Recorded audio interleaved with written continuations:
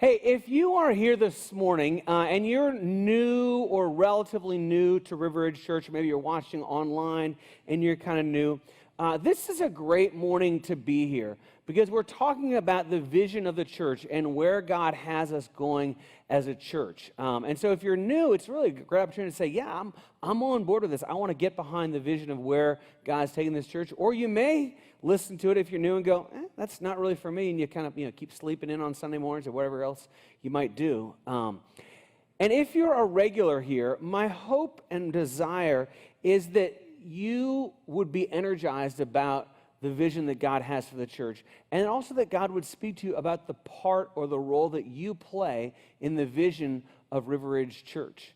And also, there's maybe a third group of you who are here that maybe you're here this morning and you're feeling just a little bit stuck. You're like, how else can the church help me? How else can I want to grow, but I feel just a little bit stuck. What can I do? And we're going to talk a little bit about that in terms of what River Ridge does, but also kind of some new things that we're going to be adding and have added. So that's kind of where we're going this morning as far as talking about the vision of the church. So let's pray together. Heavenly Father, I thank you for this morning. Thank you just for the worship and being able to enter into your presence, to hear from you. And God, I pray that as I speak, that we would each see ourselves in the story that you are writing. Help us to see that. Help us to step into what it is that you want for us. In Jesus' name, amen. So as we talk about the vision of the church, the most natural place to start is with Jesus. What did Jesus say the church is to be all about? And so we're going to look at two passages fairly briefly about what Jesus said. So the first at the beginning of his ministry, his public ministry, and then the second at the very end. So as Jesus was beginning his ministry, he called some disciples, and this is what he said to them. This is Matthew 4:19. And Jesus said to them, "Follow me, and I will make you fishers of men." That was the original vision that Jesus cast. He said, follow me, be with me, hang with me, learn from me, and I will make you fishers of men. Most of these guys were fishermen. They understood that analogy, and I will help you, and you will be part of bringing people into God's kingdom. So that was the initial vision that Jesus called the disciples to be a part of, to follow him, and I will make you fishers of men, as he would transform who they were in their lives. Then you fast forward about 3 years. He lives his life, teaches, heals, gathers disciples, all that sort of thing, dies on the cross, raises from the dead, and then these are Jesus' parting words. This is Matthew 28:19 and 20. Jesus said, "Go therefore and make disciples of all nations, baptizing them in the name of the Father and of the Son and of the Holy Spirit, teaching them to observe all that I have commanded you. And behold, I am with you always to the end of the age." So that's the vision statement, the mission that he gave the church upon his departure from this world. He said, I want you to go and make disciples. I want you to baptize people. And I want you to teach them to observe, teach them to follow everything that I have taught. And it's important to note here that this is what's often called the Great Commission. This is not just a Great Commission or a call or a mission to just have converts, have people become Christians. No, this is for full discipleship. It says, I've commanded you to observe, that they would observe everything. So it's not just converts, but it's a call to discipleship, to make disciples. And so we at River Ridge, we kind of take those two things and we say, what's kind of our mission here? How does that line up? How does that vision line up with what God said the church is to be about? And so we put it this way. River Ridge Church exists to help people take next steps in their journey with God. Now, if you have been around River Ridge Church for any length of time, that is certainly not the first time that you have heard it, nor will that be the last time that you hear that. Is that we exist to help people take next steps in their journey with God. And here's why I love that is the rally cry for River Ridge. Because it doesn't matter where you are spiritually, there's always a next step. River Ridge exists for that guy who is running from God, or that guy that doesn't believe in God, says, I want nothing to do with God, who is like that. There's a next step for him. This is about the person who's curious about faith. Like, I'm kind of interested in this Jesus stuff, but I'm not sure. This is a place to come and examine, explore, and ask questions about faith. This is a place for someone who's brand new to Jesus. They're trying to figure out, like, why are there two books called Corinthians in the Bible, and which John is which John, and how do I follow Jesus, and that type of person. And there's a next step for him or her. And maybe you're here and you know so much about the Bible, and you've forgotten more about the Bible than some people even know about the Bible. There's a next step for you, and that's why I love the vision. It doesn't matter where you are and how close or how far from God you are, that there's always a next step to be taken. That's the vision of the church, and it fits into what God's vision is, where he says, follow me and I will make you fishers of men. Go therefore and make disciples of all nations, teaching them to obey. That's the vision of the church. But here's a question. What do you do, or what does the church do, when things don't go normally in our world? You know, what happens to the vision of the church when war breaks out? There's a war that's ongoing or has just recently broken out in Ethiopia. What do you do if you're an Ethiopian Christian? How does that change the vision? Or what do you do if you're in a country where there's persecution? You know, a place like China, a place like Afghanistan, the new church, the first church in the book of Acts. What do you do in that situation when you have this vision, but there's persecution surrounding the church? Or what do you do if you're in a country or a world that's going through a worldwide pandemic? How does that change the vision of the church? How does that change the mission of what the church is to be about when there's this virus that's spreading that we can't see, and it's causing division and problems and sickness and all of this stuff? What do you do in that situation? The answer is you do the same thing. Because what I want us to understand this morning is that the vision of the church never changes. The mission of the church doesn't change because something has changed in the world. Now, the strategy might change. How we accomplish the vision or the mission might change. But the vision and mission of the church never changes. Jesus was speaking about the church and what it will look like. And he gave these words. This is Matthew chapter 16. He says, I will build my church, and the gates of hell shall not prevail against it. I will build my church, and a pandemic will not prevail against it.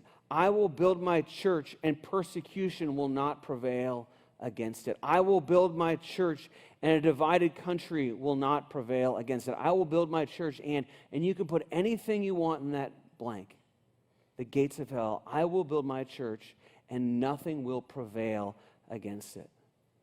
Because the church is God's instrument to carry out his mission to reach people for Christ. The mission and vision doesn't change. And so as we think about River Ridge Church, and we say, well, what does that look like? How is that happening at River Ridge Church? I'm going to show you a video in just a moment here.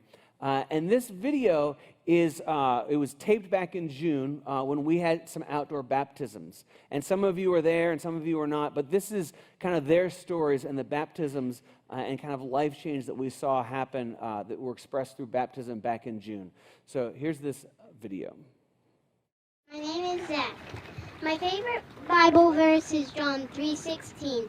For God so loved the world, he gave his only begotten Son, for whosoever believeth in him shall not perish, but have everlasting life. My name is Harrison Duggan, and I am glad today to be baptized in the name of Jesus Christ. My name is Sarah Theodora. I want to follow Jesus to admit, believe, and commit my life to him. My name is Caleb Walters, and I want Jesus in my life. And with my mom, I prayed the prayer. And today I'm glad to be baptized so I can take my next steps with my journey in the Lord. Hi, I'm Ainsley Lewis, and I'm ready to commit my life to Jesus through getting baptized. Hi, my name is Kristen Anderson, and I always believed in God and loved Jesus. But as an adult, I found River Ridge, I found a small group, and I grew a lot stronger in my faith. Baptism is a topic that my husband and I talk about a lot at home.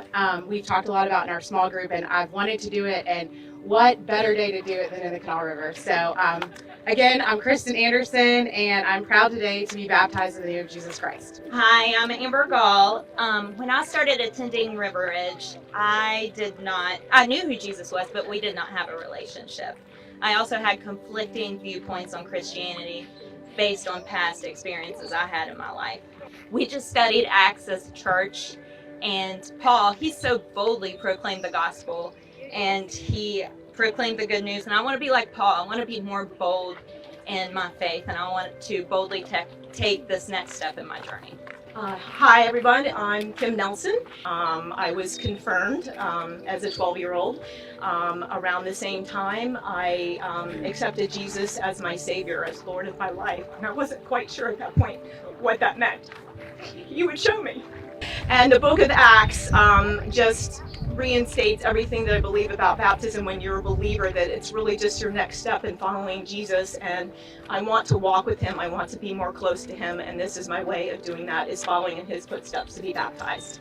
I'm Jonathan Phillips, and my relationship with God has not always been something that I paid attention to. There were some times that I turned my back, and he never turned his on me. He's blessed me constantly throughout my life, and it's time to show everybody that I'm ready to take my next steps with him. I'm Lauren Phillips, and Jonathan's my husband. We decided to make it a family affair. We started at River Ridge Church probably about 3 years ago now, when our daughter signed up for Big Kick, and it was one of the biggest blessings that we've ever had in our lives. And she was baptized 2 years ago, and she really helped to lead us to this point. And I can never say thank you enough to her and for what she's done for our family. So I'm just proud to be here today and to take my next step. Hi everyone, my name is Jesse Ware. I was introduced to River Ridge by Jamie Rizzo. I didn't have a decent childhood. I grew up with parents that didn't care too much for me or about me.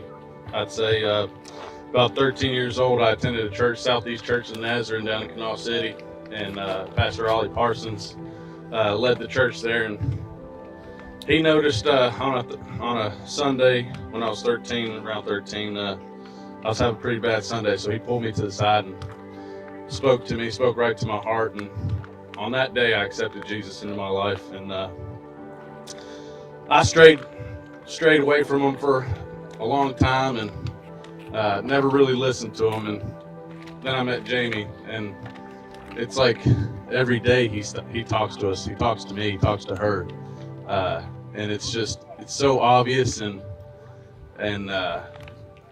timely that he speaks to us and stuff. So I'm going to take my next step with my faith in him, and just let him know that I'm listening to him now, and I love him. My name's Kevin Workman, and I'm going to take my next step with Jesus and get baptized today. Jesus Christ is so many wonderful things, but ultimately love.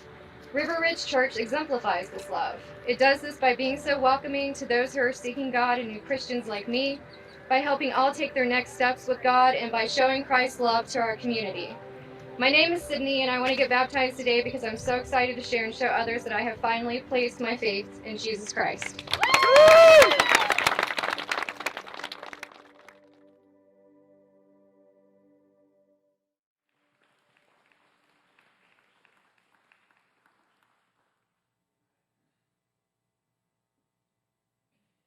I love that video. I've seen it probably a half a dozen times or more, and I love, that's the vision of River Ridge Church.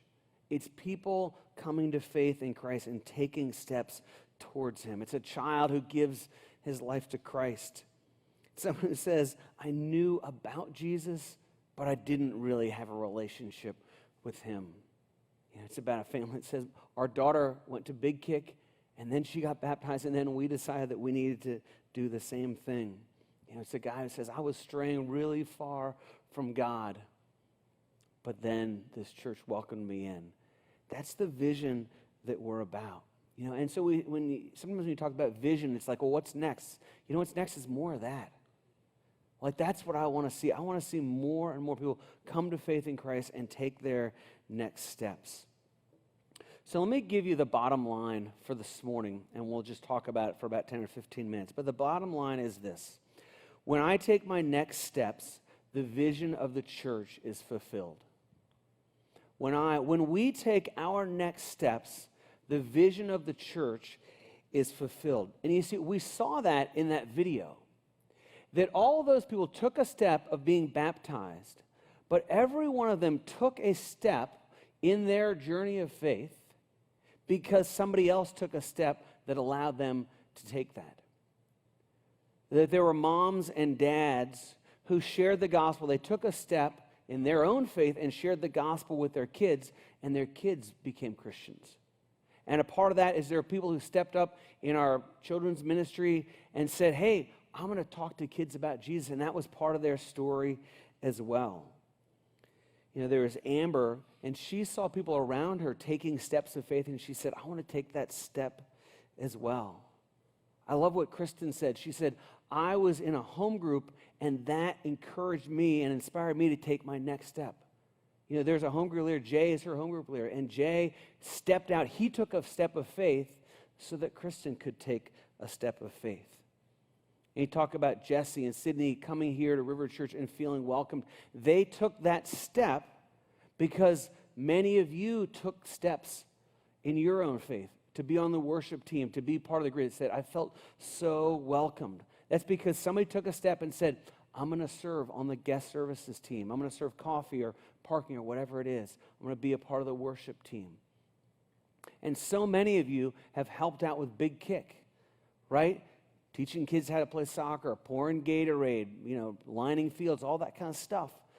You took a next step, and that allows the church to fulfill the vision that the church was about.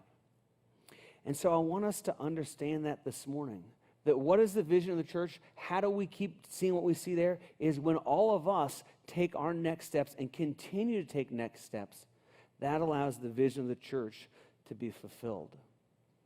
And so what we do is we take next step after next step after next step. And as we do that, what that does is that produces spiritual maturity in us. It produces spiritual growth in our lives as we continue to take next steps of what God puts next in our lives. Colossians chapter 1, verse 28 says this. It says, him, that's Jesus, him we proclaim, warning everyone and teaching everyone with all wisdom, that we may present everyone mature in Christ. That's what Paul says about spiritual maturity, that we may present everyone mature in Christ. And so when we talk about River Ridge Church and the vision, what we want is that all of us are taking steps towards maturity in Christ. And so I want to talk for a few minutes about what does that look like? How do we as believers, we as those inside of River Ridge, what does it look like for us to mature? Because when we mature, when we take steps, when we grow spiritually, that causes the mission and the vision of the church to be fulfilled. So the first one comes from this. This is Matthew chapter 6, verse 33. And it says this. It says, but seek first the kingdom of God and his righteousness, and all these things will be added to you. So when we seek his kingdom first, when we seek after God, when we connect to God, then that's when righteousness happens in our own lives. And so the first point is this, is connect with God. And we've got a little visual illustration that you can follow along with. And you can kind of see there's that spiritual growth cycle as we do these things and continue to do these things, then we grow spiritually. And so the first is that we connect with God. There are a number of ways that we connect with God. One is on Sunday mornings, we connect with God through the worship, through hearing from him, through the message that's spoken, whether that's me or somebody else. You may have noticed that over the last month or so, we've added a couple of elements to our Sunday morning connection with God. We had listening today. We did that back in August as well. We've also added what we've kind of called connecting with the historical church and doing some things that have been practices that have been done for centuries and centuries. We've added that. So that's part of connecting with God in maybe a new or different or fresh way. The other way that we connect with God is just through our own time with the Lord. You know, it's hard to come on a Sunday morning over a couple weeks without hearing somebody say, hey, spend time with God, pray, read God's word on your own. Next week, we're going to start a sermon series through the book of Romans. I'm super excited about it. I'm a little nervous also because the book of Romans is a pretty big, kind of audacious book. But we're going to give you a reading plan so that you can read along in the book of Romans over the course of, I think it's about 10 weeks, and just learn from God directly about the book of Romans. As a pastor, there's a verse that speaks to me. I want to share the verse and then kind of tell why it speaks to me and then share an application from it. But this is 1 Thessalonians chapter 3, verse 10. It says, we pray most earnestly night and day that we may see you face to face and supply what is lacking in your faith. It's that last phrase that really kind of weighs on me as a pastor. God has given me the responsibility to shepherd the congregation of River Ridge Church. And so it says to supply what is lacking in your faith. And so I spend a lot of time in prayer and in thinking and talking with the rest of the staff saying, how can we help people to grow in their faith? What is lacking in your faith? And how can I be a part of bringing that up and kind of supplying what's missing? And so one of the things that we're going to start this fall that has to do with connecting with God, it's kind of connecting with God intellectually, is the way that I would put it. But what we're going to start doing this fall is we're going to offer a theology class once a quarter. So one in the fall, one in the winter, and then one in the spring, and then we'll evaluate, and if that goes well or went well, we'll come back and do a different one in the fall, winter, and spring. But I want to encourage you, if you're at a place where you're like, I'd like something else. I'm having a quiet time, I'm serving, I'm coming on Sunday mornings, but I'd just like to kind of push myself a little bit more, connect with God in kind of an intellectual way. We're going to offer this class. It's actually going to be, we gave it a big theological name, which is called hermeneutics, which again is sort of like theological seminary insider language. But it's a big fancy word to make people sound smart, which basically means how do you properly study and how do you properly interpret and apply God's word or the Bible to your life. It's that interpretation piece. So if you'd like to be a part of that, it's going to be on Thursday evenings. We're going to do it every other Thursday. We'll have a kind of organizational figured out meeting on September 30th, and then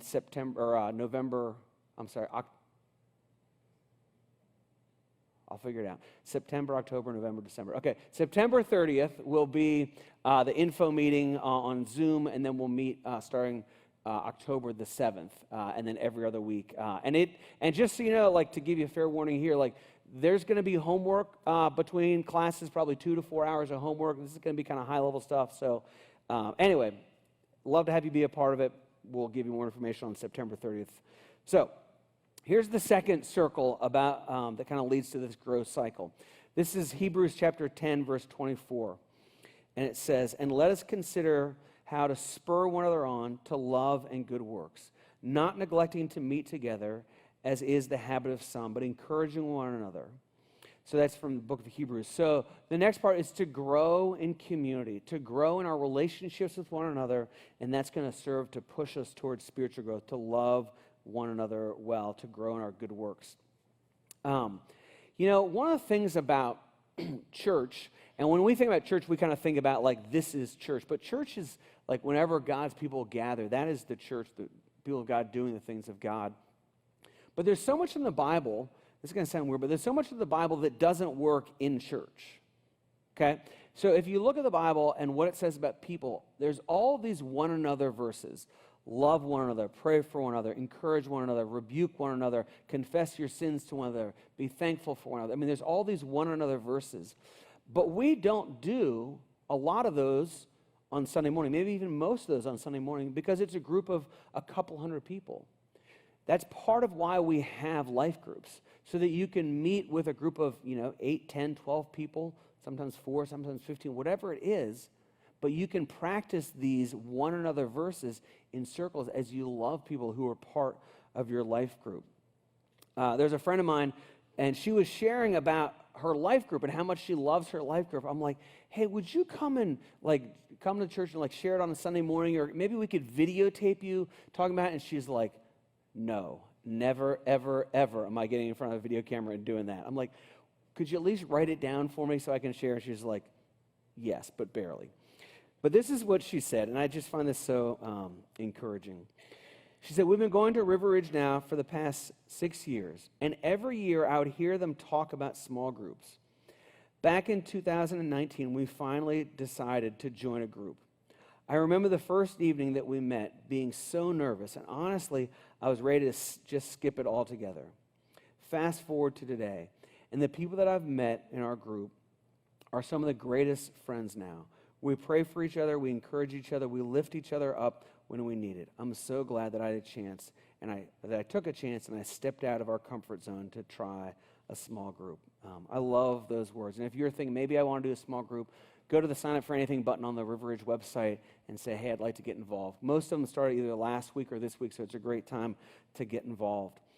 Kind of something new that we're going to do under this idea of growing community is I realize it's sometimes hard to grow from a group of a couple hundred on a Sunday morning to 10 or 12 people in an evening or whenever you might meet in the morning. It's hard to make that jump. And so we're going to be adding in a number of things over this coming year where we're going to give you opportunities to kind of connect in sort of maybe a mid-sized group in some different ways.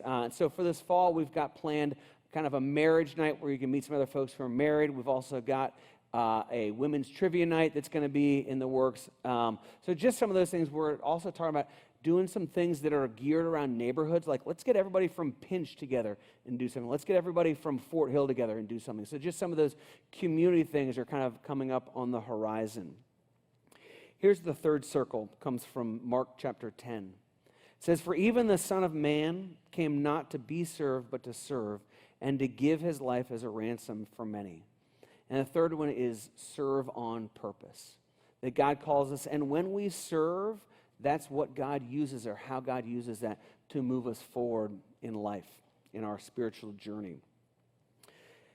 The final circle as part of this growth circle is this. Comes from Mark chapter 16. It says, he said to them, go into all the world and preach the good news to all creation.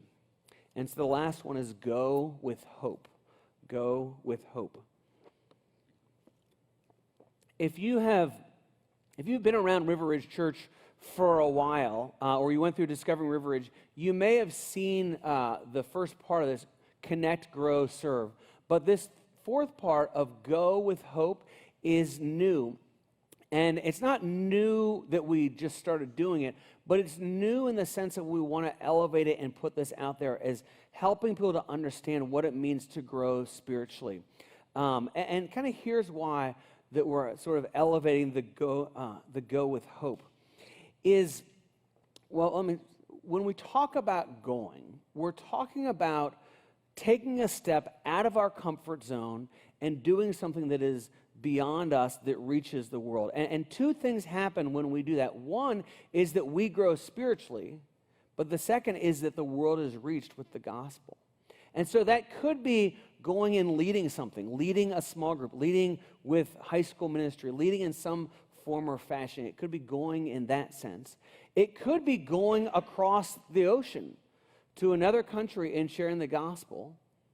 It could be going across the street and sharing the gospel with your across the street neighbor.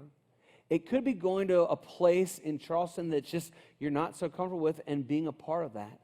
Go can take on a lot of forms. You know, one of the things that we've been doing since I think maybe June is these Go Local projects where we go into the community and we love the community well. That could be your first step into being intentional about going.